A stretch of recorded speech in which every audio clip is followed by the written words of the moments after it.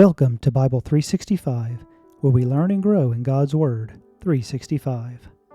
Today we are reading in Leviticus 5.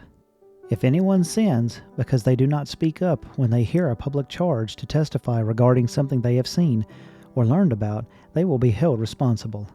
If anyone becomes aware that they are guilty, if they are unwillingly touch anything ceremonially unclean, whether the carcass of an unclean animal, wild or domestic, or of any unclean creature that moves along the ground, and they are unaware that they have become unclean, but they come to realize their guilt, or if they touch human uncleanliness, anything that would make them unclean, even though they are unaware of it, but then they learn of it and realize their guilt, or if anyone thoughtlessly takes an oath to do anything, whether good or evil, in any manner one might carelessly swear about, even though they are unaware of it, but then they learn of it and realize their guilt.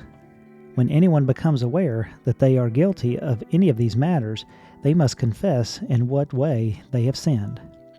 As a penalty for their sin they have committed, they must bring to the Lord a female lamb or goat from the flock as a sin offering, and the priest shall make atonement for them for their sin. Anyone who cannot afford a lamb is to bring 2 doves or 2 young pigeons to the Lord as a penalty for their sin, one for a sin offering and the other for a burnt offering. They are to bring them to the priest, who shall first offer the one for the sin offering. He is to wring its head from its neck, not dividing it completely, and is to splash some of the blood for the sin offering against the side of the altar. The rest of the blood must be drained out at the base of the altar. It is a sin offering. The priest shall then offer the other as a burnt offering in the prescribed way and make atonement for them for the sin they have committed, and they will be forgiven. If, however, they cannot afford 2 doves or 2 young pigeons, they are to bring as an offering for their sin 1/10 of an ephah of the finest flour for a sin offering. They must not pour olive oil or incense on it, because it is a sin offering. They are to bring to the priest, who shall take a handful of it as a memorial proportion and burn it on the altar on top of the food offering presented to the Lord. It is a sin offering. In this way the priest will make atonement for them for any of these sins they have committed, and they will be forgiven. The rest of the offering will belong to the priest, as in the case of the grain offering.